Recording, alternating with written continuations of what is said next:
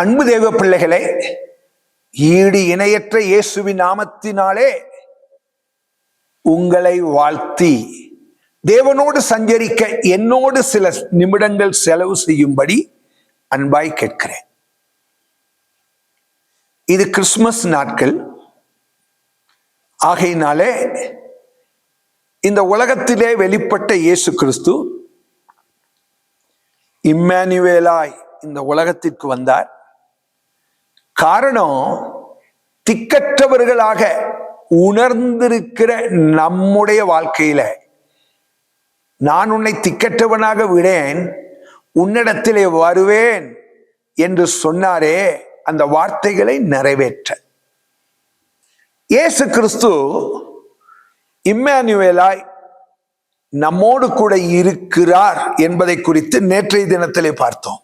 இன்றைக்கு இயேசு கிறிஸ்து அவர் என்னோடு கூட இம்மானுவேலாய் இருக்கிறார் என்பதற்கு அடையாளம் என்ன தெரியுமா? ஆதியாகமம் 26வது அதிகாரம் 7 முதல் 10 வசனங்களை நீங்க வாசிச்சு பார்த்தீங்கன்னா, ஈசாக்கோடு கர்த்தர் இருந்தார்.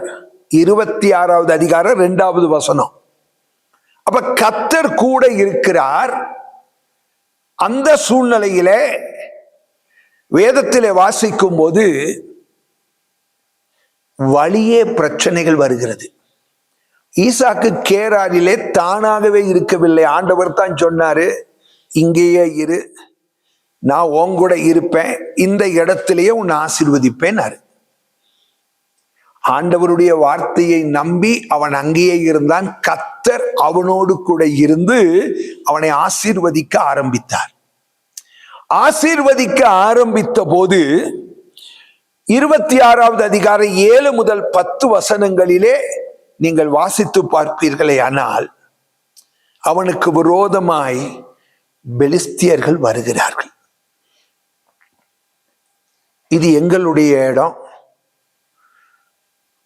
இது எங்களுடைய துறவு, நீ இந்த இடத்துல இருக்கக்கூடாது என்று சொல்லி அவனை அந்த இடத்திலே இருந்து தொல்லை கொடுத்து துரத்த எத்தனிப்பதை பார்க்கிறோம். கர்த்தர் உங்க கூட இருக்கிறாரா? அதுக்கு அடையாளம் என்ன தெரியுமா? பிரச்சனைகள் வழியே வரும். நீங்க ஒதுங்கிதான் இருப்பீங்க, பிரச்சனைகள் வழியே வரும். வேதத்துல நீங்க வாசிச்சு பாருங்க. யாத்திராகமம் 17வது அதிகாரம் 8வது வசனத்துல இஸ்ரவேல் ஜனங்கள் கானானை நோக்கி போகிறார்கள். இடையில யார்கிட்டையும் பிரச்சனை பண்ணணும், யுத்தம் பண்ணணுங்கிற எண்ணமே அவர்களுக்கு இல்லை. வாக்குத்தத்த தேசத்தை நோக்கி சீக்கிரமாய் போய் சேர வேண்டும் என்பதற்காக சீக்கிரமாய் போய் கொண்டிருக்கிறார்கள். அந்த சூழ்நிலையிலே நீங்கள் வேதத்திலே வாசித்து பாருங்க. அந்த நிலைமையில் அமலேக்கியர்கள் வழியே வந்து அப்படின்னு இருக்கு. உங்களுக்கு பிரச்சனை, நீங்க தேடி போக மாட்டீங்க, ரொம்ப ஜாக்கிரதையா இருப்பீங்க. வழியே பிரச்சனை வருதுன்னா கர்த்தர் என் கூட இருக்கிறார்னு அர்த்தம். வழியே பிரச்சனை வந்துச்சுல்ல, அமலேக்கியர்கள் இஸ்ரேல் ஜனங்களை மேற்கொண்டார்களா? இல்லை, இஸ்ரேல் ஜனங்கள் தான் அமலேக்கியர்களை மேற்கொண்டார்கள். பிரச்சனை தானா உங்களை தேடி வருதுன்னா கர்த்தர் என் கூட இருக்கிறார்னு அர்த்தம்.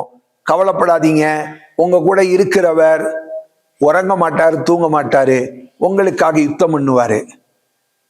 கூட இருப்பதினாலேதான் இந்த ஸ்லாக்கியம். ஆகையினால் தேவ பிள்ளைகளாகிய நீங்க கர்த்தர் என் கூட இருந்தா ஏன் இதெல்லாம் நடக்குதுன்னு கிதியோனை போல கேட்கக்கூடாது. கர்த்தர் கூட இருக்கிறதுனால தான் இவைகள் எல்லாம் நடக்குது.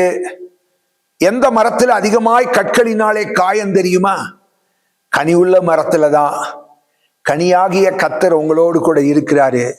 அதனால தான் வழியே கற்கள் எரியப்படும். கவலைப்படாதீங்க, கர்த்தர் உங்களுக்காக யுத்தம் பண்ணுவார். God bless. மகா இரக்கமுள்ள எங்கள் அன்பின் ஆண்டவரே, எங்கள் பரிசுத்தமான நல்ல தகப்பனே, கிதியோனை போலவே இவர்களில் அநேகர் கேள்வி கேட்கிறாங்கப்பா, கர்த்தர் எங்க கூட இருந்தா இதெல்லாம் நடக்குமான்னு. கர்த்தாவே, இன்றைக்கு அறிந்து கொள்ளட்டும், கர்த்தர் கூட இருப்பதற்கு ஒரு அடையாளமே, நாங்கள் போகாவிட்டாலும் வழியே எங்களை தேடி பல்வேறு விதமான பிரச்சனைகள், துன்பங்கள், பாடுகள் அத்தனையும் வரும் என்பதை உங்க பிள்ளைகள் அறிந்து கொள்ள கர்த்தர் உதவி செய்யும். ஆனாலும் கூட இருக்கிற இம்மானுவேல் உறங்காமலும் தூங்காமலும் இருந்து சத்துருக்களை நிர்மூலமாக்குவார் என்பதை உங்க பிள்ளைகள் இன்றைக்கு அறிந்து கொள்வார்களாக. ஆசீர்வதிங்க. ஆமென். God bless. கர்த்தர் உங்களை ஆசீர்வதிப்பாராக.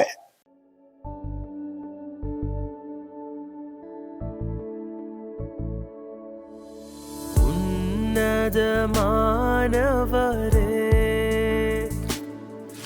என் உறைவிடம் நீர்தானே.